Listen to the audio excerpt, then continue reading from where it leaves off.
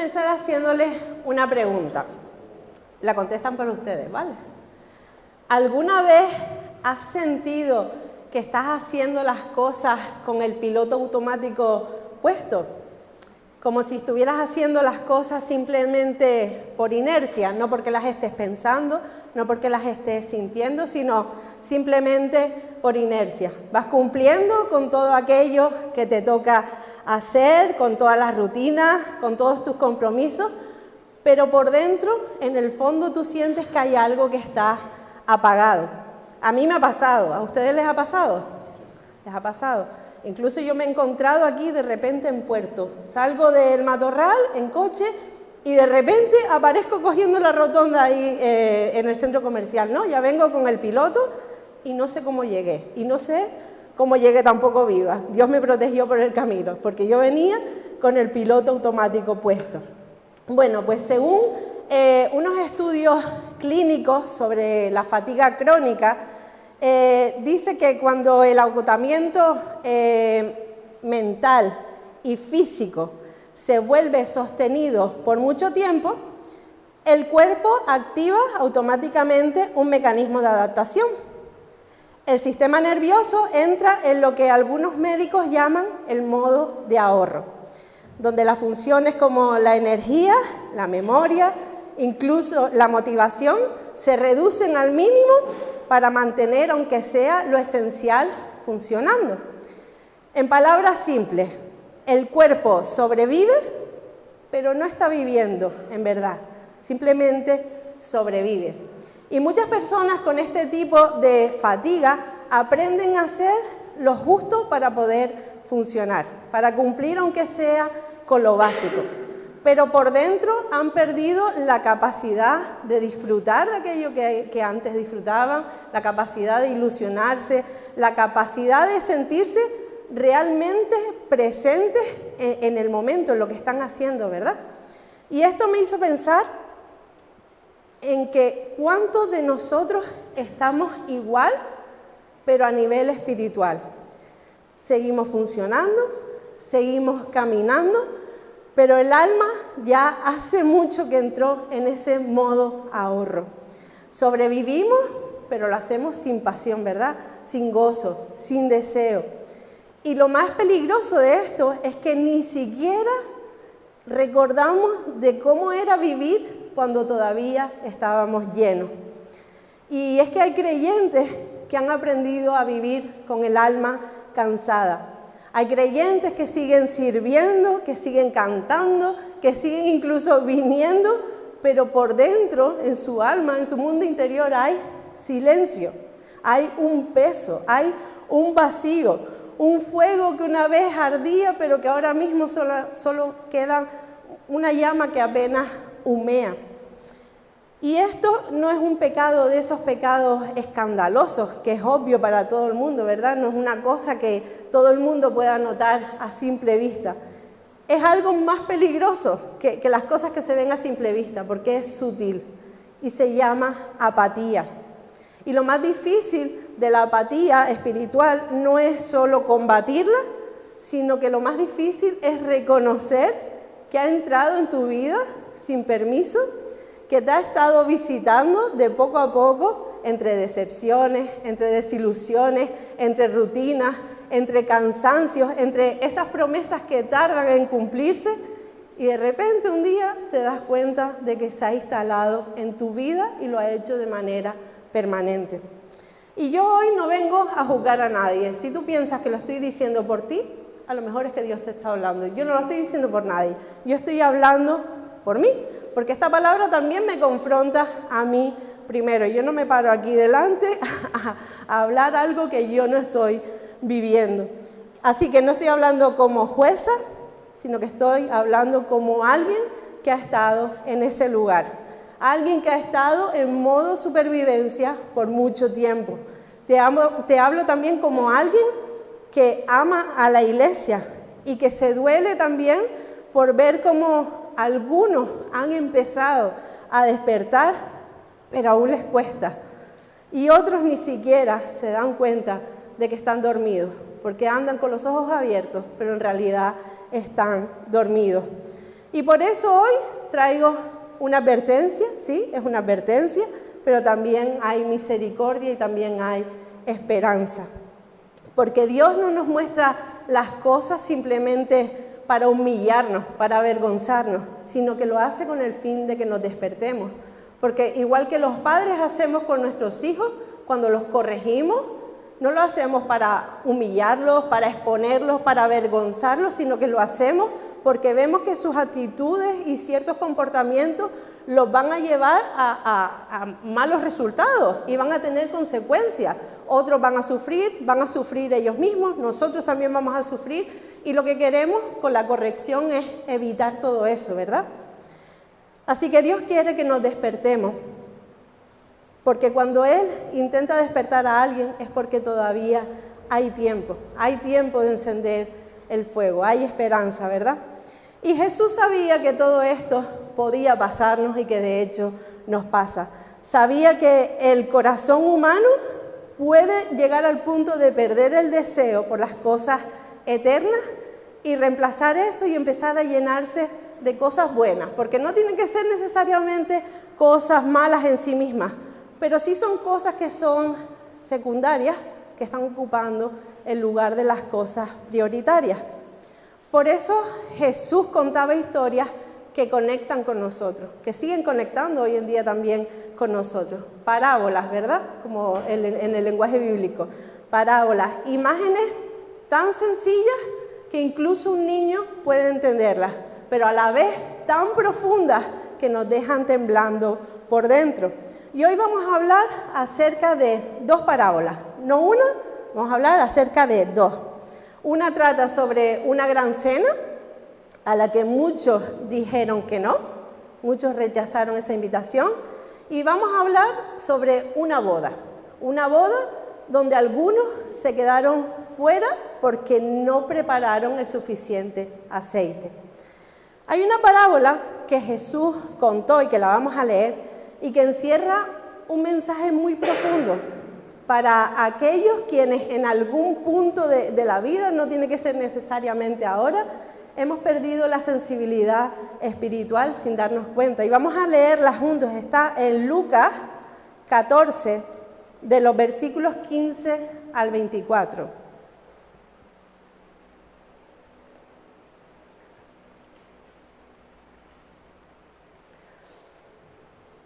Es una escena que ocurre durante una comida entre Jesús y unos líderes, ¿vale? Los pongo en contexto porque empieza la historia de repente. Y dice, al oír esto, un hombre que estaba sentado a la mesa con Jesús exclamó, ¡qué bendición será participar de un banquete en el reino de Dios! Jesús respondió con la siguiente historia. Un hombre preparó una gran fiesta y envió muchas invitaciones.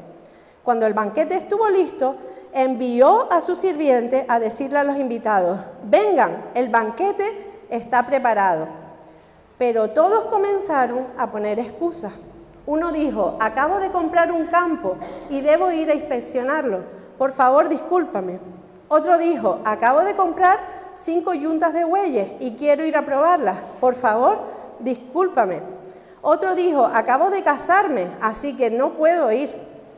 El sirviente regresó y le informó a su amo lo que le habían dicho. Su amo se puso furioso y le dijo, ve rápido a las calles y callejones de la ciudad e invita a los pobres, a los lisiados, a los ciegos y a los cojos.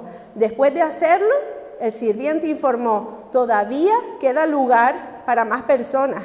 Entonces su amo dijo, ve por los senderos y detrás de los arbustos, y a cualquiera que veas, insístele que venga para que la casa esté llena, pues ninguno de mis primeros invitados probará ni una migaja de mi banquete.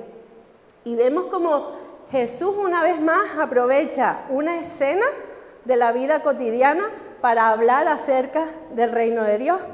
Lo que parecía ser una comida normal y corriente, Jesús sentado a la mesa con unos religiosos, resulta que Jesús la aprovecha y empieza a contarles esta parábola, ¿verdad? Se convierte esa comida en una llamada de atención y quizás ni se lo vieron venir los que estaban sentados allí con él. Resulta que un hombre de los que estaban sentados le dice, qué bendición será participar del banquete en el reino de Dios. Y Jesús, en vez de decirle, sí, amén, hermano, o lo que sea, Jesús le responde directamente con una parábola. Porque Jesús sabía que muchos, como ese hombre, hacemos eso. Decimos que queremos el reino de Dios, que queremos estar, que queremos disfrutarlo, que queremos participar, pero en realidad nuestros actos y nuestra vida es otra historia, ¿verdad?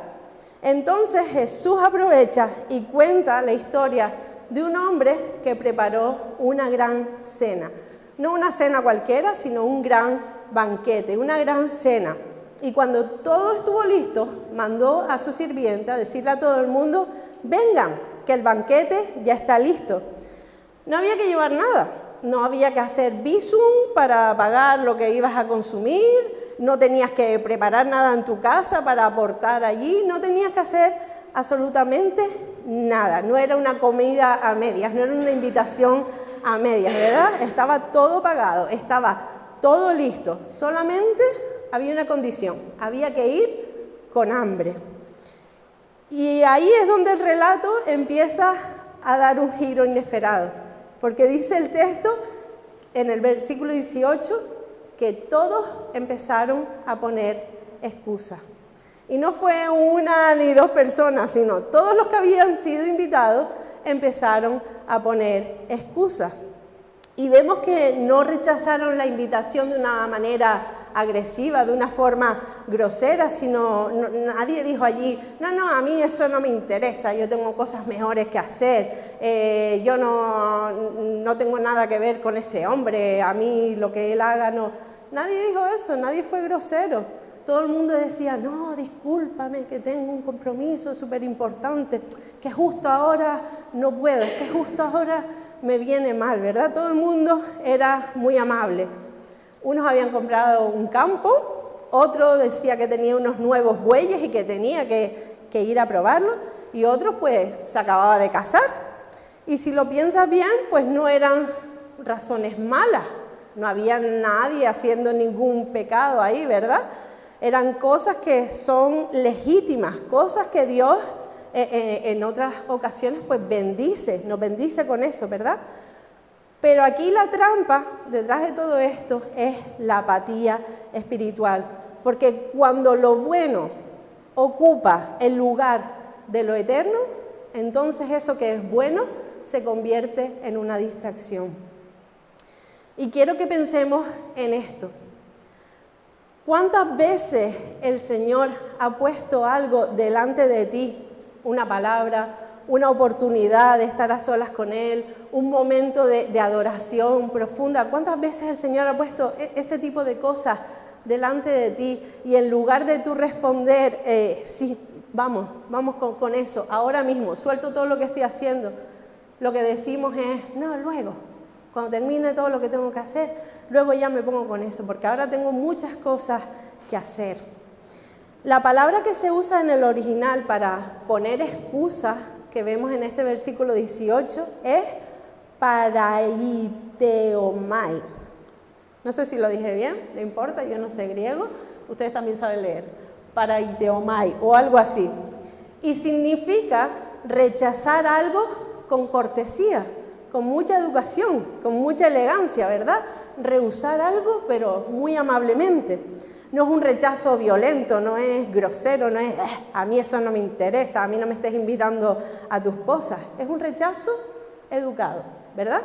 Y por eso es tan peligroso, porque no te das cuenta que estás diciéndole que no al Señor, porque eres muy educado y no te das cuenta de que en realidad estás diciéndole no, porque nos suena bien, nos suena razonable, incluso a veces nos puede sonar hasta maduro, ¿verdad?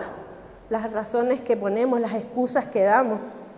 Es una espiritualidad políticamente correcta, pero sin hambre ninguna de Dios, sin hambre.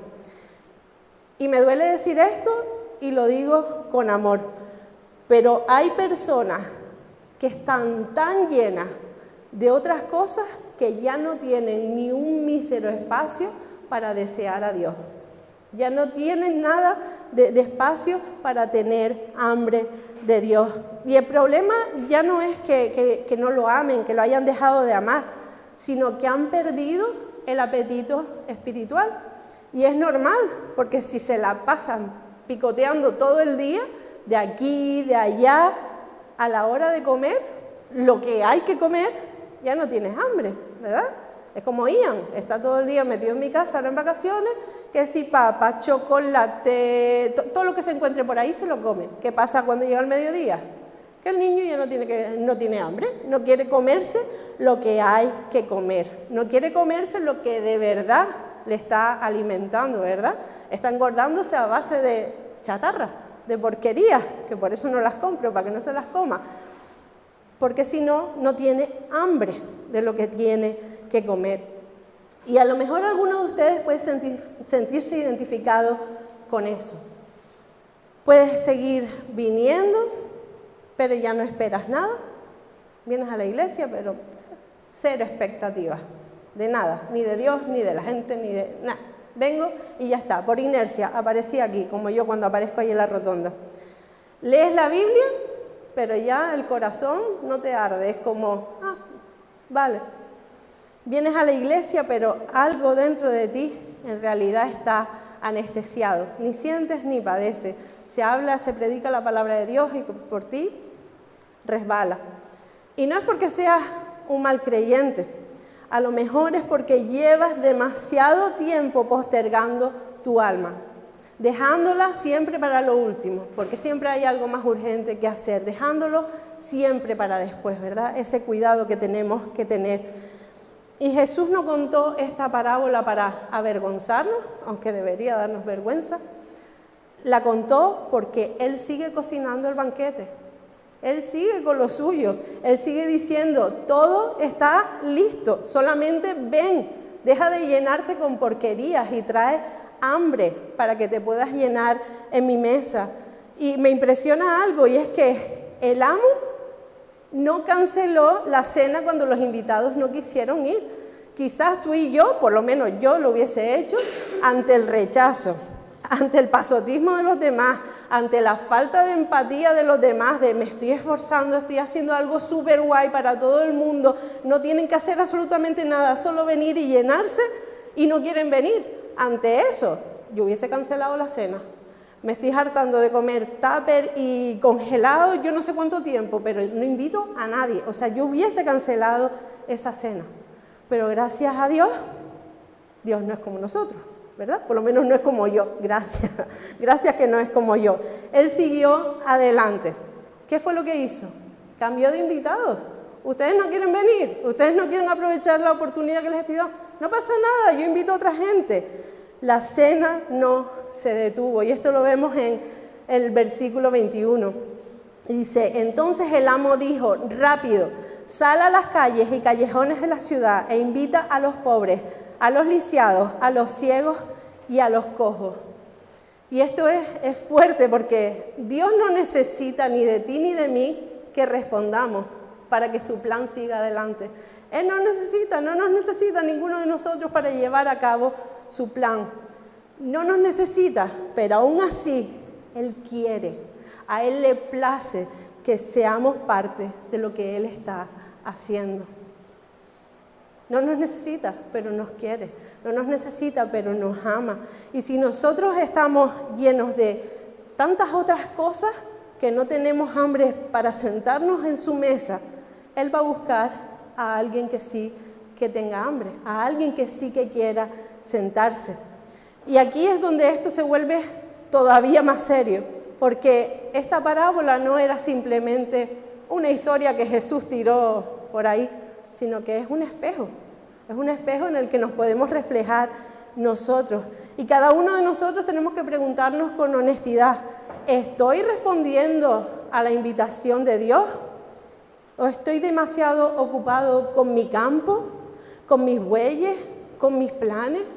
Pongamos cosas más modernas que bueyes, con mi coche, con mis amigos, con mi familia, con mi trabajo, con mi ocio, con tantas cosas. Estoy tan ocupado que no tengo tiempo para responder la invitación de Dios.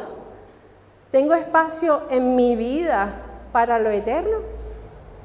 ¿Tengo espacio para eso? ¿O solamente tengo espacio para lo inmediato, para lo que tiene que ser ya, para lo urgente? Porque el banquete no se ha cancelado, la invitación sigue abierta, pero si el corazón no tiene hambre, la silla se puede quedar vacía o puede ser ocupada por alguien más. Además de hablarnos de este banquete al que muchos rechazaron asistir, Jesús también nos dejó otra parábola con un mensaje parecido, no igual, parecido, pero visto también desde otro ángulo. Esta vez no es una cena, esta vez es una boda. Y los protagonistas no son invitados que se excusan, como en la otra historia, sino que son 10 jóvenes que esperan al novio. Todas estas jóvenes forman parte de un cortejo y todas ellas aparentemente parecen estar listas. Todas ellas llevan lámparas en sus manos. Vamos a leer esta historia en Mateo 25, del 1 al 13.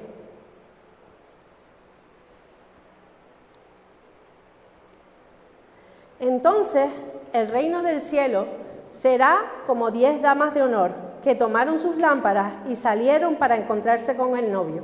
5 de ellas eran necias y 5 sabias. Las 5 que eran necias no llevaron suficiente aceite de oliva para sus lámparas, pero las otras 5 fueron tan sabias que llevaron aceite extra. Como el novio se demoró, a todas ellas les dio sueño y se durmieron. A la medianoche se despertaron ante el grito de «¡Miren, ya viene el novio! ¡Salgan a recibirlo!». Todas las damas de honor se levantaron y prepararon sus lámparas. Entonces las 5 necias les pidieron a las otras «Por favor, denos un poco de aceite porque nuestras lámparas se están apagando». Sin embargo, las sabias contestaron «No tenemos suficiente para todas. Vayan a una tienda y compren un poco para ustedes». Pero durante el lapso que se fueron a comprar aceite, llegó el novio. Entonces las que estaban listas entraron con él a la fiesta de bodas y se cerró la puerta con llave. Más tarde, cuando regresaron las otras 5 damas de honor, se quedaron fuera y llamaron, «Señor, Señor, ábrenos la puerta». Él les respondió, «Créanme, no las conozco. Así que ustedes también deben estar alerta, porque no saben el día ni la hora de mi regreso». Y esta parábola que Jesús cuenta forma parte de las enseñanzas finales de Jesús antes de ser crucificado. Él estaba hablando del final de los tiempos, ya no le quedaba mucho tiempo, había urgencia, ¿verdad? Estaba hablando del momento en el que Él va a regresar y usa esta imagen, la boda, las lámparas, el aceite, para decirnos algo que es crucial, que no basta con estar en el lugar correcto, hay que estar verdaderamente preparados. En esta historia vemos a esas 10 jóvenes que forman parte de un cortejo nupcial. Todas están esperando al novio, todas ellas tienen su lámpara y todas ellas parecen bien organizadas y con todo bajo control. Si tú las hubieras visto de fuera, quizás no habrías notado la diferencia entre unas y otras, ¿verdad? No había ninguna señal así externa en sus ropas, en sus caras, en su forma de hablar. No había ninguna señal externa que nos dijeran cuáles eran las tontas y cuáles eran las sabias. Pero solamente 5 de ellas llevaban algo que no se veía y era una reserva de aceite. Llevaban aceite extra. Y entonces Jesús dice algo que nos sacude por dentro. Dice que 5 de ellas eran sabias y 5 eran necias. Y luego lo explica en el versículo 3. Las 5 que eran necias no llevaron suficiente aceite de oliva para sus lámparas. Y vamos a hablar un poco de estas vírgenes que eran necias. La palabra que Jesús utiliza aquí para referirse a ellas, en griego también es morai. Y quizás la traducción más directa para esa palabra es insensata. pero como insensatas no es una palabra que nosotros solamos usar en nuestro vocabulario normal, quizás no todos entendemos bien lo que significa esa palabra. Ser insensato, no tiene nada que ver con ser una mala persona. Jesús no está diciendo que estas 5 jóvenes eran malvadas, dice que fueron insensatas. ¿Y qué significa ser insensato en este contexto? Significa que no pensaron bien las cosas, que no se prepararon, que fueron descuidadas, que se confiaron demasiado, que fueron irresponsables. Y quiero detenerme aquí porque esto nos toca de cerca. Hay veces que cuando alguien hace las cosas mal, no falta quien diga, no, lo hizo mal, pero es una buena persona. Hizo esto fatal, pero es una buena persona, como si eso lo explicara todo y eso lo justificara todo. Y claro que está bien ser una buena persona, ¿verdad? Pero en esta parábola, ser buena persona no era suficiente. Lo que se esperaba de estas jóvenes no era simpatía, que fueran buenísimas con sus intenciones, que fueran carismáticas. Lo que se esperaba de ellas en verdad es que estuvieran preparadas. Y lo mismo está esperando el Señor también de nosotros. Lo que Él está buscando no es gente que sea buena en lo superficial, gente que se comporte bien, gente que parezca simpática y agradable. Lo que Jesús está esperando de nosotros es que seamos obedientes, que estemos despiertos, que seamos responsables y que estemos vigilantes.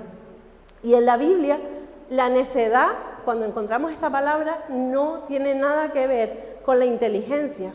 No es que fueran tontitas o que no tuvieran capacidad. La necedad tiene más que ver con el corazón, con vivir como si hubiera tiempo, qué prisa tengo, como si lo importante pudiera esperar, como si no pasara nada, cuando en realidad está todo en juego.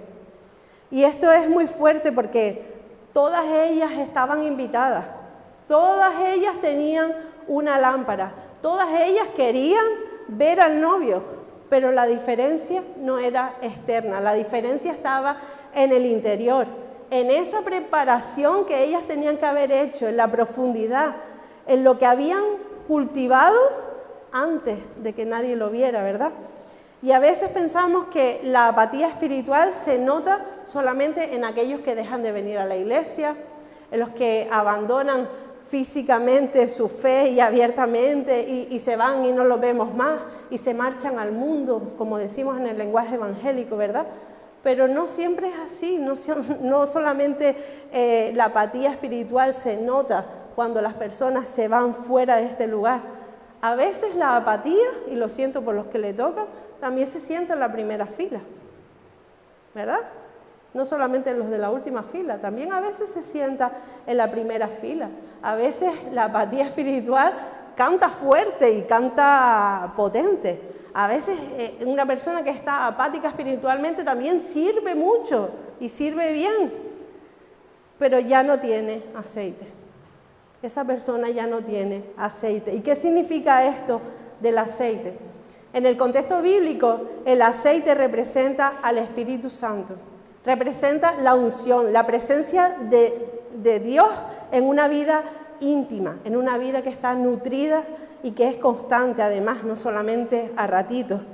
Y no estamos hablando aquí de emociones, no estamos hablando de momentos eufóricos en los que sentimos al Señor y lloramos y nos emocionamos y temblamos y hacemos de todo, ¿no? Estamos hablando de una relación viva y mantenida en el tiempo, no un momento, una cosa que viene y se va. Estamos hablando de una cosa que se mantiene en el tiempo, porque el aceite no se compra rápido, no se improvisa, se cultiva, se busca, se guarda. Es como el tipo de relación que tienes que cuidar cada día, como un matrimonio que está sano no se sostiene durante tantos años por una cena romántica al año, ¿verdad que no? No se sostiene con eso, se sostiene con conversaciones constantes, con tiempo compartido, con pequeños actos de atención que se repiten cada día y así a lo largo del tiempo. No sirve de nada un aniversario, una cena en el mejor restaurante una vez al año. Tiene que ser cada día, en lo cotidiano.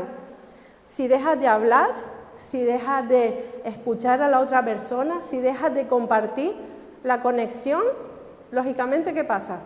Se enfría, desaparece, ¿verdad? Aunque sigas viviendo bajo el mismo techo, aunque aparentemente para los demás sean la pareja perfecta. Si todo esto deja de faltar, la relación se enfría. Y con Dios pasa exactamente igual. La fe viva no se sostiene con un culto a la semana, no se sostiene con una canción que te gustó muchísimo y la pones en bucle porque te emociona demasiado. Se sostiene con la vida diaria, con una búsqueda de Dios en la vida diaria, con obediencia, con una vida que no depende de los momentos, ¿verdad? Porque a veces tenemos así como momentos fugaces de mucha felicidad, pero no se basa solo en eso, se basa en la constancia. Y aquí la parábola nos golpea aún con más fuerza, porque cuando las 5 necias se dieron cuenta de que sus lámparas se estaban apagando, salieron corriendo a buscar aceite, pero el aceite no se consigue corriendo, por lo menos no el aceite del que estamos hablando, ¿verdad? La intimidad con Dios no se improvisa, no se compra, no la puedes conseguir así, venga rapidito, rapidito, que tengo prisa y la necesito ya. No se puede pedir prestada tampoco. Es personal, es única y lleva tiempo. Y hay cosas tan íntimas y tan profundamente nuestras que simplemente no se pueden compartir. Yo puedo prestarte un abrigo, yo te puedo compartir comida, depende de lo que sea, pero te puedo compartir comida, pero no te voy a compartir mi cepillo de dientes, no te voy a compartir mi ropa interior, por lo menos no la quiero de vuelta. Si tú te la quieres poner, ya es cosa tuya. No la quiero de vuelta porque es algo demasiado personal, demasiado íntimo, mío. No puedes tampoco prestar tu tiempo de oración a otra persona. Sí, yo te puedo cubrir con mis oraciones, pero no puedes sustituir lo que tú tienes que hacer por lo que yo hago. No puedes ceder tu historia personal con Dios a otra persona, no la puedes tomar prestada de otra persona. No puedes traspasar la obediencia, ni nadie te la puede traspasar a ti. Es como igual de absurdo que presentarte en el aeropuerto porque tienes un viaje internacional y no llevas tu pasaporte, llevas el de tu pareja y dices, ay, mi marido sí tiene pasaporte, sí puedo viajar, ¿verdad? Sí que me vale. Es absurdo. O es como pretender correr una maratón sin haberte preparado, porque mi marido se preparó, yo puedo. Es absurdo, ¿verdad? No se nos ocurriría a ninguno de nosotros. Y no importa lo cerca que estemos de alguien que está preparado. Si nosotros mismos no lo estamos, nos quedamos fuera, como le pasó a estas jóvenes necias. Porque hay documentos que no se comparten, hay cosas que no se comparten, hay identidades que no se pueden prestar. Y la intimidad con Dios es una de esas cosas que no se puede prestar. La preparación espiritual no se delega, se construye, se cultiva, es entre tú y Dios y nadie más. La iglesia te puede apoyar, tu pareja te puede apoyar, te puede fomentar, te puede inspirar, te puede motivar, pero la relación tuya con Dios depende solo de ti mismo. Las vírgenes necias confiaron en aquello que habían traído del pasado, ese poquito que les quedaba, y pensaron que iba a ser suficiente para todo el trayecto, para toda la espera, que esa fe que un día tuvieron les iba a bastar también para hoy, ¿verdad?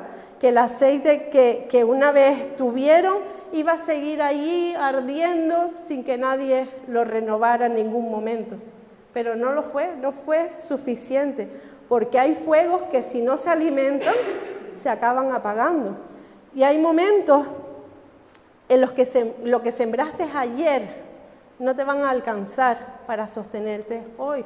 Vas a tener que seguir sembrando, cosechando, sembrando, cosechando, sembrando, cosechando, porque es que si no es suficiente, eso llega un momento en el que se acaba. Y te quiero preguntar algo, y no te lo quiero preguntar desde arriba, desde una superioridad moral, como si yo estuviera por encima, sino que te lo pregunto como alguien que ha estado ahí. Y quizás me hubiese gustado que me confrontaran y me preguntaran esto. ¿Cómo está tu aceite? ¿Cómo está? No hace falta que contestes en voz alta, pero piensa, ¿cómo está? No te estoy preguntando si estás viniendo a la iglesia, no te estoy preguntando en cuántas áreas sirves cada domingo, no te estoy preguntando ni siquiera si formas parte de un equipo, te estoy preguntando si tu lámpara aún arde, si hay fuego en tu interior, si aún hay deseo, si aún hay hambre por Dios, o quizás estás iluminando con los restos de algo que fue, pero que está ya ahí a punto de apagarse. Estás rascando de la reserva, de ese poquito que te queda. Lo más doloroso de esta historia es lo que pasa mientras que las vírgenes están ocupadas buscando algo que ya deberían haber tenido preparado. En el versículo 10 y 11 dice que entonces las que estaban listas entraron con él al banquete de bodas y se cerró la puerta con llave. Más tarde, ellas dijeron, Señor, Señor, ábrenos la puerta. Pero él les respondió, créanme que no las conozco. No las regaña, no las condena, no hace un espectáculo, pero para mí esto es todavía peor. No te conozco. ¿Qué haces aquí? No te conozco. No te puedo dejar entrar porque no sé quién eres, no tengo una relación contigo. ¿Cómo vas a entrar? No estuviste preparado a tiempo y ahora quieres entrar. Y eso a mí me rompe el alma porque tener una lámpara, tener una vida religiosa, no te garantiza tener una relación de intimidad con el Señor. Porque estar cerca no significa estar conectado, ¿verdad? Y esto me lleva otra vez a Juan 15. Tenemos que permanecer en Él, porque una rama que no está conectada no sirve para nada. ¿De qué sirve una rama que está así al lado del árbol, pero está ahí en el piso? De ahí no va a crecer nada.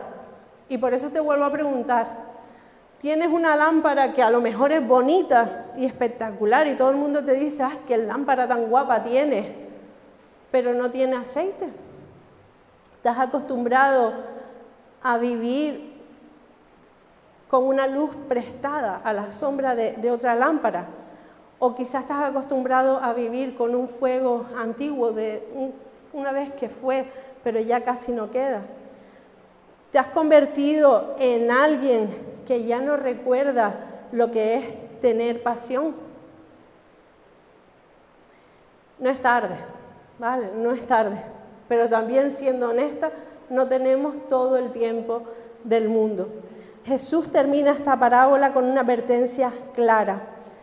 En el versículo 13 dice, así que ustedes también deben estar alerta, porque no saben ni el día ni la hora de mi regreso. Y la palabra que usa aquí en griego, gregoreo, significa estar despiertos. La palabra para estar alerta es estar despiertos, estar atentos, como alguien que está vigilante durante toda la noche. Y esto no nos habla de vivir con miedo, no se trata de que estemos nerviosos y asustados porque, ay, lo podemos perder. No es que lo puedas perder. Cuídalo. Si ya lo tienes, cuídalo. Y si no lo tienes, búscalo. No se trata de estar nerviosos, asustados, pensando qué va a pasar. Se trata de vivir despiertos, de vivir conectados, de estar conscientes, de estar preparados. Jesús no nos dice esto para meternos miedo, nos lo dice para que reaccionemos. Y hay veces hay que usar palabras duras porque estamos a tantas cosas que es que no estamos al final a nada. Nos lo dice para que no nos acostumbremos a vivir adormecidos, yendo por ahí con los ojos abiertos, pero en verdad estamos dormidos. Y mientras el tiempo está avanzando. El reino de los cielos no es para los que aparentan estar listos, es para los que de verdad están llenos de su presencia. Y después de escuchar estas dos parábolas, quizás podríamos pensar que hablan de dos cosas diferentes.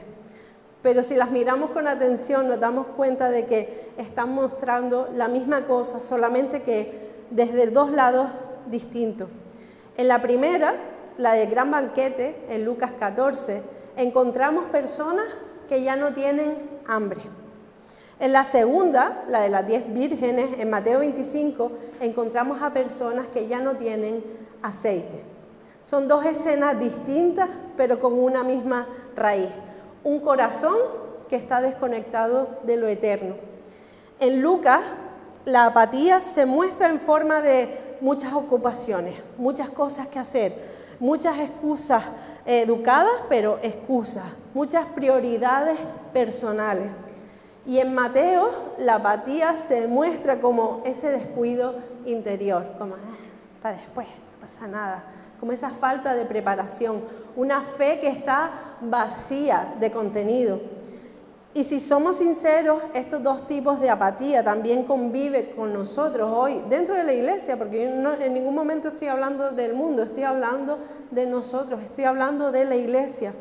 Por un lado están los que están distraídos, personas que se han centrado tanto en su trabajo, en su economía, en su familia, en sus planes, o incluso personas que sirven tanto, que poco a poco se han ido alejando de Dios. Y siguen creyendo, y siguen viniendo, y siguen estando, pero han perdido ese hambre por el Señor. Ya no buscan, ya no esperan nada. Y cuando el Señor los llama a lo profundo, a la obediencia, a la intimidad, responden con excusas educadas. Ahora no, Señor, tú sabes que no es buen momento ahora. Quizás más adelante, cuando las cosas estén más tranquilas, cuando todo me vaya mejor. Y por otro lado están los que están dormidos. Los que parecen estar listos, pero no lo están. Los que tienen una lámpara, pero no tienen aceite. Les queda muy poquitito aceite y no tienen aceite extra. Saben usar el lenguaje cristiano, conocen las formas, el comportamiento correcto, saben lo que hay que decir porque se saben las respuestas correctas, pero por dentro están vacíos.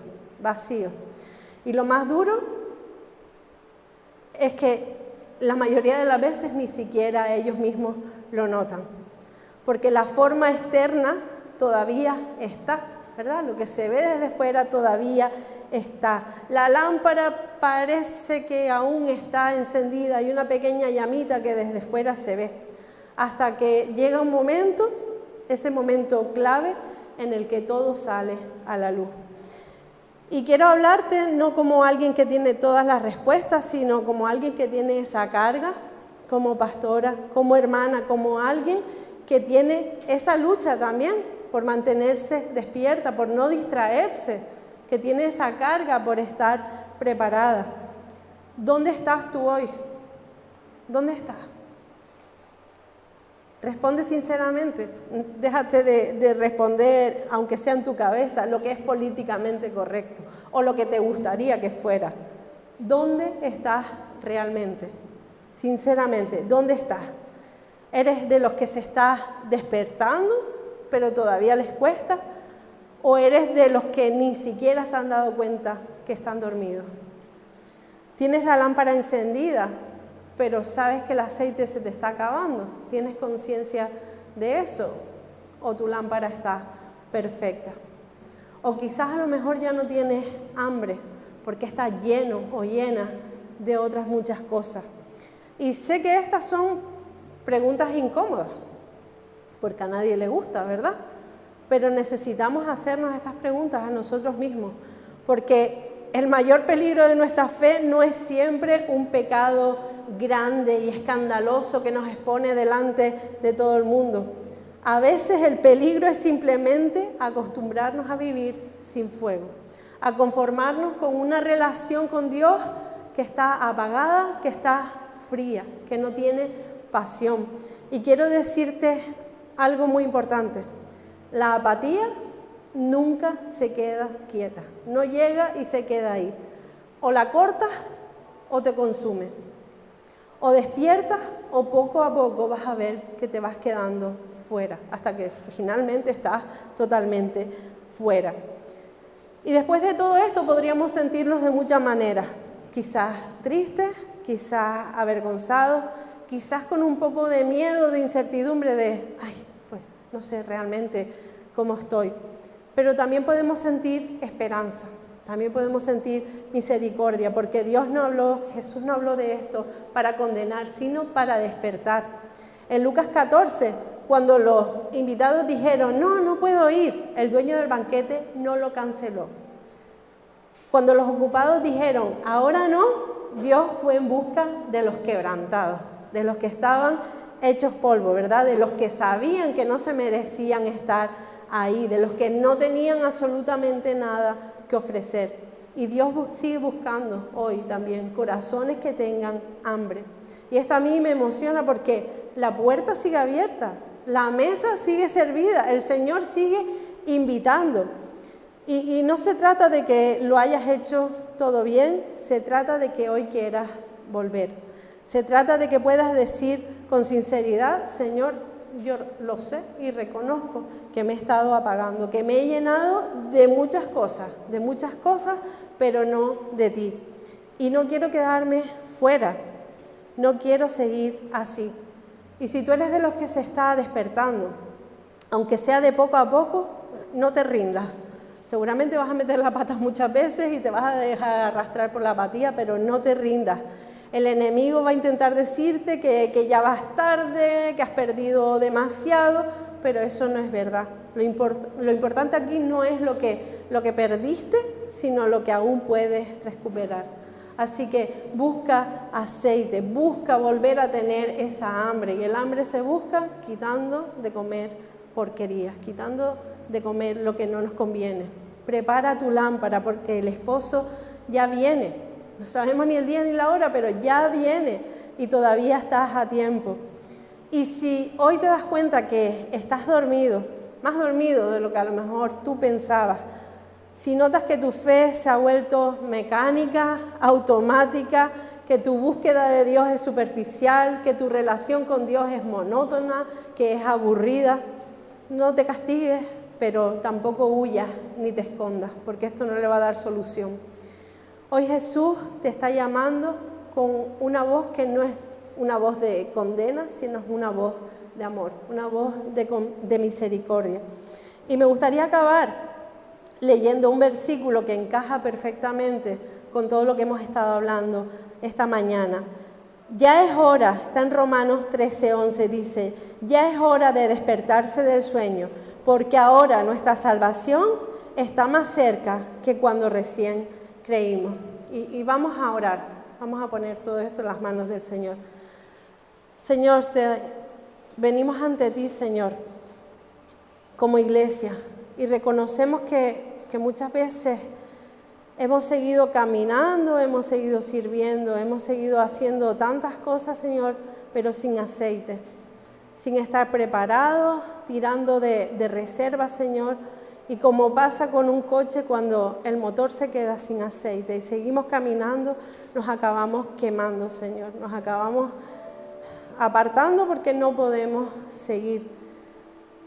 Reconocemos, Señor, que hemos tenido apariencia de tener fe muchas veces, pero por dentro estamos apagados, Señor. Y hoy no queremos poner más excusas, Señor, no queremos justificar nuestra frialdad, porque no sirve de nada, Señor. Venimos con humildad, con un corazón abierto, Señor, reconociendo todo esto porque te necesitamos, Señor. Y te pedimos que nos despiertes de la manera en que tú consideres hacerlo, Señor. Ayúdanos a despertarnos, devuélvenos el hambre de ti, Señor. Restaura nuestra intimidad contigo, Señor, que sabemos que tú estás dispuesto y estás presente, Señor, pero ayúdanos a sentir esa hambre de ti, esa urgencia, Señor, por estar contigo, Señor. Haznos sensibles también a escuchar tu voz, porque muchas veces escuchamos tu palabra, escuchamos incluso tantas predicaciones, tantos podcasts por YouTube, escuchamos alabanzas, escuchamos de todo, pero en realidad es como ruido. No estamos pendientes, no somos sensibles a tu voz, Señor. Te pedimos que nos ayudes a vivir con nuestras lámparas preparadas, Señor. Que no solamente se mantengan bonitas por fuera, Señor, para que todo el mundo pueda verlas, sino que estén de verdad, estén llenas, estén encendidas, tengan fuego, Señor, y estemos llenos de tu Espíritu, Señor.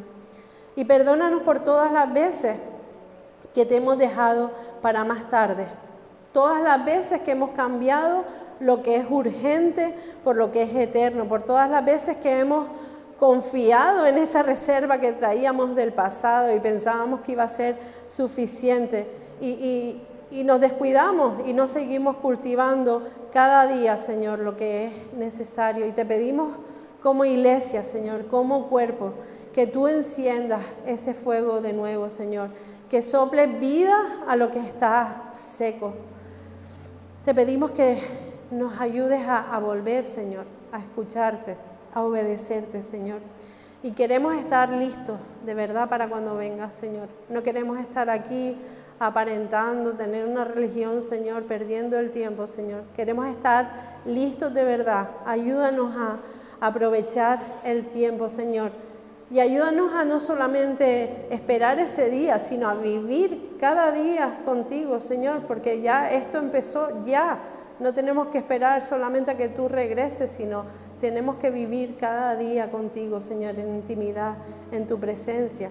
Y te damos gracias sobre todo porque a pesar de todas las veces que te hemos fallado, todas las veces que, aunque sea educadamente, te hemos puesto excusas, Señor, tú no nos quitas la oportunidad. La puerta sigue abierta, la mesa sigue puesta, Señor, y te damos gracias porque eres paciente y misericordioso con nosotros, Señor. Te damos las gracias por habernos hablado por medio de tu palabra, Señor, y que tu palabra no se quede solamente en hechos, en palabras, Señor, sino que pase a hechos, Señor. Que no solamente nos sintamos conmovidos, avergonzados, tristes por las cosas que hayamos estado haciendo, Señor, sino que nos confrontes de verdad, Señor, y esto nos ayude a cambiar y a ser transformados, Señor. Te damos las gracias por tu paciencia. En el nombre de Jesús. Amén.